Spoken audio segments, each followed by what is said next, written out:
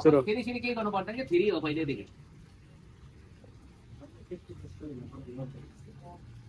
अनि म सोधछोक गर्दैन, तर मेरो जिम्मेदारी हो एउटा के भन्छ तपाईँले कोही न हामीसँग हाम्रो परिवारमा नयाँ सदस्य जोड्दैछ भने मैले जानकारी गराउनु पर्ने, यो मेरो जिम्मेदारीभित्रको के भन्छ त्यो हो। त्यही भएर मैले हजुरलाई जानकारी गराएको छौँ।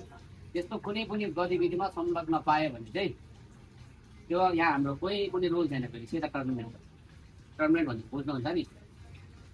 कुनै पनि गलत गतिविधिमा तपाईँ संलग्न हुनु के भन्छ पाउनुभयो भने चाहिँ त्यहाँ हाम्रो यो हो वो हो केही सुनाइ हुन्छ, सिधा कारवाही। हजुर किचन भित्रमा छ, बाहिर तपाईँले जे सुकै गर्नु तपाईँको जिन्दगी हो।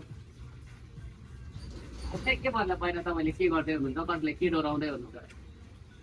तपाईँ यो यताबाट एक कदम बाहिर उताबाट एक कदम बाहिर गएपछि तपाईँ आफै के भन्छ आफ्नो आफै राजा आजाद, आफ्नो आफै राजा। तपाईँले जस्तो जिन्दगी जिउन चाहनुहुन्छ त्यो देशमा हाम्रो कुनै पनि न अधिकार छ न हामीले टोक्ने हो।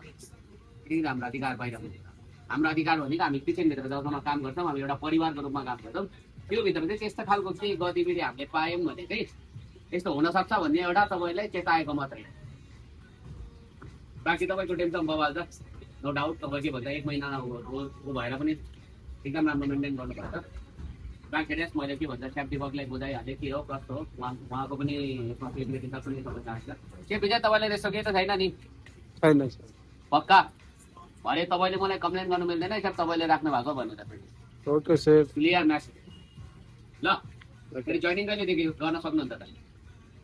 अनि अहिले यहाँ बसाइ कहाँ छ?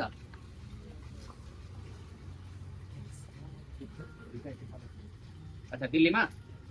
अनि के भन्छ फेरि फ्यामिलीसँग कि एक्लै? हजुर एक्लै हो। एक्लै भएपछि त यता रुम सेफ्ट गर्नु त्यति छ होइन। अनि के भन्छ रुमको यता व्यवस्था मिलाइदिनु है तपाईँहरूले।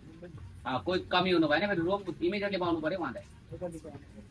कहिलेदेखि आउनु सक्नुहुन्छ त? पर्सिदेखि। आज के बार हो?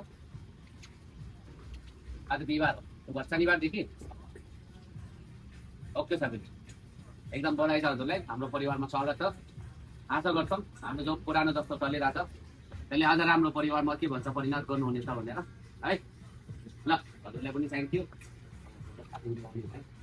ल हजुरलाई पनि थ्याङ्क